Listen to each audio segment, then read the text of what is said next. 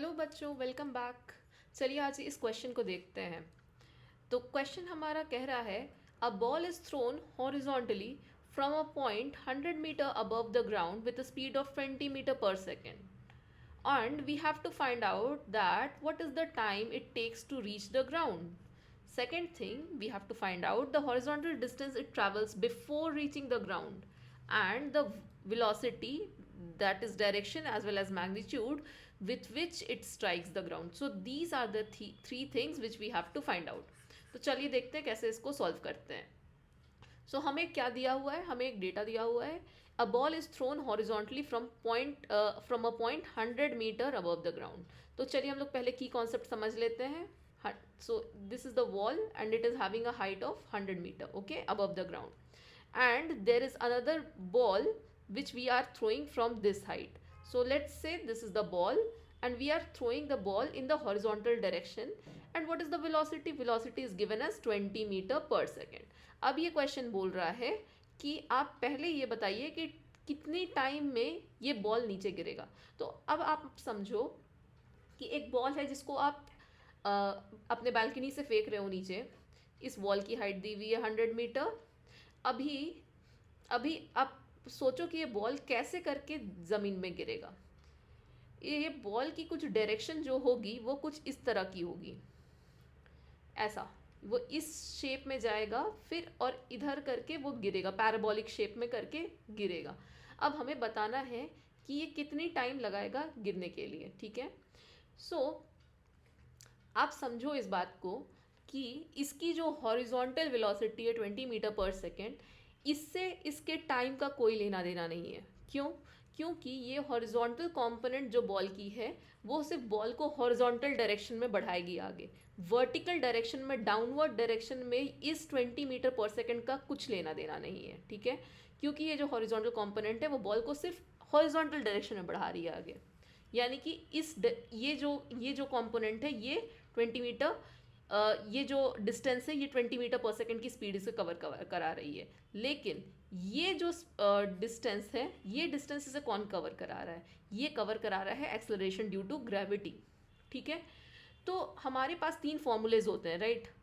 v is equals to u plus a t, s is equals to u t plus half a t square and तीसरा formula होता है v square is equals to u square plus 2as। अभी देखो इन तीनों ही का इस्तेमाल करके हमको पता करना है कि ये कितनी टाइम में नीचे आएगा, हमें टाइम पता करना है। ठीक है, तो एक formula v is equals to u plus a t में हमारा टाइम फाइंड आउट हो सकता है। ये थर्ड फॉर्मूले में तो टाइम का कुछ लेना देना ही नहीं है, टी का टर्म ही नहीं है, तो ये आउट हो गया। अभी हम देखते हैं इस वाले फर्स्ट वाले में हमें क्या क्या पता है। क्या हमें u पता है? हाँ पता है। क्या हमें a पता है? हाँ पता है। क्या हमें t पता है? नहीं, वो फाइंड आउट करना है। और v, क्या हमें final velocity of the ball पता है? नहीं पता है, तो हम इसे यूज़ नहीं कर सकते हैं। Final velocity of the ball हमें नहीं पता है तो हम इसे यूज़ नहीं कर सकते। तो हमारे पास ये फॉर्मूला बच गई जिसे हम यूज़ करके इस क्वेश्चन को सॉल्व करेंगे। तो इसमें हमें क्या क्या पता है? देखो u, अधिकतर लोगों को ये कन्फ्यूजन हो सकती है u क्या है। क्या हम u यानी कि initial velocity of the ball 20 meter per second लेंगे? नहीं, क्योंकि हम वर्टिकल डायरेक्शन से एसोसिएटेड है। हम वर्टिकल डायरेक्शन में बॉल की कितने टाइम लगेंगे वर्टिकल डायरेक्शन में हमें पता करना है, तो हमें वर्टिकल डायरेक्शन की स्पीड लेनी है। ठीक है, this is the u in the horizontal direction, this is u h horizontal direction की। क्या हमें u v पता है? मतलब u v मतलब u initial velocity in the vertical direction, क्या हमें पता है? इनिशियली बॉल को सिर्फ हॉरिजॉन्टली मोशन से फेंका गया था। ठीक है, तो इसकी initial velocity along the y direction या फिर वर्टिकल डायरेक्शन होगी 0 मीटर पर सेकेंड। ठीक है, अभी क्या हमें टाइम u पता है, टाइम पता करना है। क्या हमें a पता है? एक्सेलरेशन, किस एक्सेलरेशन से बॉल गिर रही है? हाँ हमें पता है। कैसे पता है? ये जो एक्सेलरेशन है वो एक्सेलरेशन ड्यू टू g है, that is acceleration due to gravity, जिसकी वैल्यू हमें पता होती है 9.81 मीटर पर सेकेंड स्क्वायर। सो ये दोनों डेटा हमें पता है। तो और क्या हमें s पता है, यानी कि डिस्टेंस, कितनी डिस्टेंस बॉल कवर कर रही है, ये हमें पता है। कैसे पता है? वो यही हाइट ऑफ द वॉल है। हाइट ऑफ द वॉल जितनी है उतनी ही बॉल डिस्टेंस कवर कर रही है, तो हमें s भी पता है। s क्या है हमारा? 100 मीटर। सो अभी हमें 3 डेटा पता है, तो क्या हम आंसर निकाल सकते हैं? डेफिनेटली निकाल सकते हैं। अभी चलिए देखते हैं। So S is equals to u t plus half a t square. Okay, so s की क्या वैल्यू हो गई? 100। यू की क्या वैल्यू है? यू मतलब ओके, सो यू वर्टिकल, ठीक है, ये ज़ीरो हो जाएगी। Okay, plus half, this is 0, this is 0, okay, so this term is gone, this term is gone. Half, what is the acceleration due to gravity? It is 9.81, right? And t square, so we have to find out what is the value of t, time. So इसकी value क्या होगी? t square is equals to, can we write it as 2 into 100 by 9.81, right? Or can we write t as under root 2 into 100, that means 200 by 9.81. सो इसकी दो value आएगी, एक positive एक negative, as you know, plus minus, right? So plus minus ना करके हमें पता है टाइम कभी भी नेगेटिव हो ही नहीं सकता, राइट? टाइम कभी भी नेगेटिव नहीं हो सकता। सो इसकी पॉजिटिव वैल्यू को हम ले लेंगे, नेगेटिव वैल्यू को हम छोड़ देंगे। तो let me just calculate this and tell you the answer. 4.51 seconds. So इस बॉल को ज़मीन में आने के लिए 4.51 या 52 लिख सकते हैं, because it was 515, so let me write it as 52 seconds. Okay, 4.52 seconds. Now coming to the next part of the question, हमें पहला पार्ट मिल गया, we got the answer of the first part, the time it takes to reach the ground. So ये वही time है जो कि ball को वर्टिकल डायरेक्शन में मूव करा रही है। Okay, so now moving on to the next part of the question, the horizontal distance it travels before reaching the ground. So again मैं ड्रॉ कर देती हूँ। अभी हमें पता करना है ये हॉरिजॉन्टल डिस्टेंस उसने कितना कवर किया, मतलब S in the horizontal direction उसने कितना कवर किया, ठीक है? अब आप सोचो, ये बॉल नीचे आ रही है 4.5 सेकेंड्स में, 4.52 सेकेंड्स में। ओके, ये नीचे आ रही है, तो इसका मतलब है कि क्या ये बॉल 4.52 सेकेंड्स ही टोटल मूव कर रही है, या इधर हॉरिजॉन्टली या वर्टिकली? ऐसा तो पॉसिबल नहीं है कि ये बॉल वर्टिकल डायरेक्शन में 5 सेकेंड्स ट्रैवल कर रही है और हॉरिजॉन्टल डायरेक्शन में 6 सेकेंड्स ट्रैवल कर रही है। This is not possible, right? यही वो टाइम है जिसमें वो वेलोसिटी उसकी वर्टिकल डायरेक्शन में भी मूव कर रही है, हॉरिजॉन्टल डायरेक्शन में भी मूव कर रही है, right? For the period of 4.52 seconds. Now we know that उसकी जो वेलोसिटी है हॉरिजॉन्टल डायरेक्शन में वो कितनी है? Initial velocity in the horizontal direction 20 meter per second. Is there any acceleration in the horizontal direction? Is there any acceleration in the horizontal direction? No, there is no acceleration in the horizontal direction. अब आप सोचोगे कि gravity की acceleration, तो gravity की acceleration जो है, acceleration due to gravity जो है वो वर्टिकल डायरेक्शन में है, ना कि हॉरिजॉन्टल डायरेक्शन में। तो एक्सेलरेशन ड्यू टू ग्रेविटी इसकी कोई रोल नहीं होगी इस डायरेक्शन के लिए। Okay, so there is no acceleration. And what is the time for which it is traveling? From the question number 1 we know that it is 4.52 seconds, right? 4.52 seconds, right? So हमें पता करना है distance s. It's very easy now. S is equals to ut plus half at square, right? So acceleration due to in the horizontal direction is 0, right? So this whole term becomes 0, right? So what is now the distance in the horizontal direction? This distance in the horizontal direction is simply velocity into time, right? So what is the velocity in the horizontal direction? We already know the velocity in the horizontal direction is 20 meter per second, right? What is the time?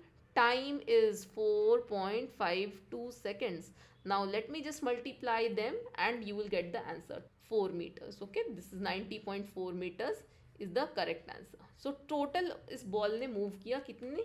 90.42 meters. Now let's come to the third part of the question. I hope you understood the first and second part. Now the third part of the question is the velocity with which it strikes the ground. So ball again move कर रही है, इस shape में ball ऐसे move करी है, right?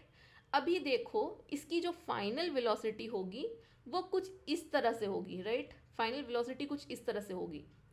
हमें वो फाइंड आउट करनी है कि कैसे उसकी फाइनल वेलोसिटी है, क्योंकि इस बॉल की एक इनिशियल वेलोसिटी थी हॉरिजॉन्टल डायरेक्शन में, कोई एक्सेलरेशन नहीं था हॉरिजॉन्टल डायरेक्शन में, राइट?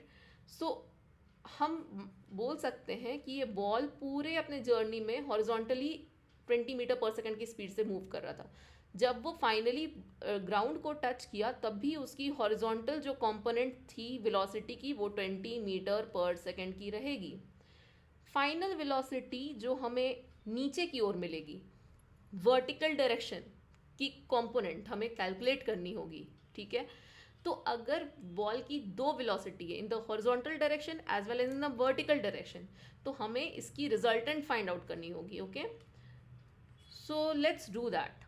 तो हमारा पहला टास्क क्या है? हमारा पहला टास्क है इसकी वर्टिकल डायरेक्शन की वेलोसिटी फाइंड आउट करना, final velocity in the vertical direction. How to do that? v is equals to u plus at. Can we do that? U, what is u?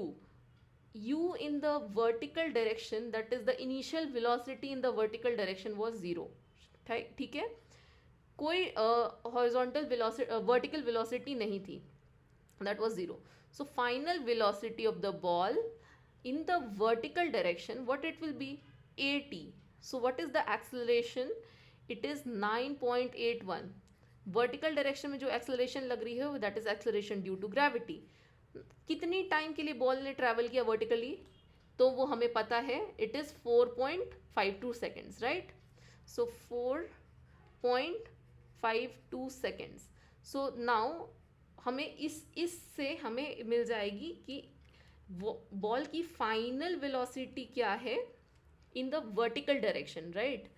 44.34 meter per second, ये इसकी final velocity है in the vertical direction, 44.34 meter per second, okay? लेकिन क्या हमें ये find out करना था? नहीं, हमें फाइंड आउट करना था the velocity with which it strikes the ground. तो हमने हॉरिजॉन्टल कंपोनेंट वेलोसिटी की फाइंड आउट कर लिया, क्योंकि वो चेंज ही नहीं हो रहा है। हमने वर्टिकल वेलोसिटी का कंपोनेंट फाइंड आउट कर लिया, अब हमें इसका रिजल्टेंट निकालना है।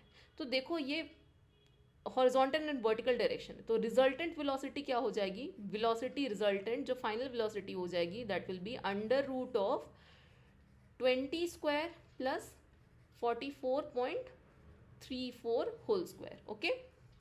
So let me just calculate this one, 48.64, okay? 48.64 metre per second. सो इसकी जो वेलोसिटी है वो फाइनल जो वेलोसिटी जो रिजल्टेंट वेलोसिटी है वो आ रही है 48.64। लेकिन क्योंकि ये वेलोसिटी है हमें इसके साथ साथ इसकी डायरेक्शन भी बतानी होगी, किस डायरेक्शन में ये बॉल हिट कर रहा है, फाइनल वेलोसिटी इसकी किस डायरेक्शन में है, ओके? सो डायरेक्शन कैसे फाइंड आउट करते हैं? मान लो ये रिजल्टेंट वेलोसिटी है, this is the resultant velocity, okay? It is 48.64, this is the final velocity, okay, meter per second. मान लो ये angle theta with the vertical वह है, ठीक है? Then what is the value of tan theta? tan theta will be perpendicular by base. So if you look carefully, ये free vector है, ये फ्री वेक्टर है, if you can move it like this, right? So what is the if this is angle theta, what is perpendicular? Perpendicular is this arrow, right? This means it is 20. So 20 by what is the value of base? Base is 44.34. So this is 44.34 and this will give you the value of tan theta. Or if you want to calculate theta, it will be tan inverse of 20 by 44.34. The value of theta as 24.278, okay, degrees.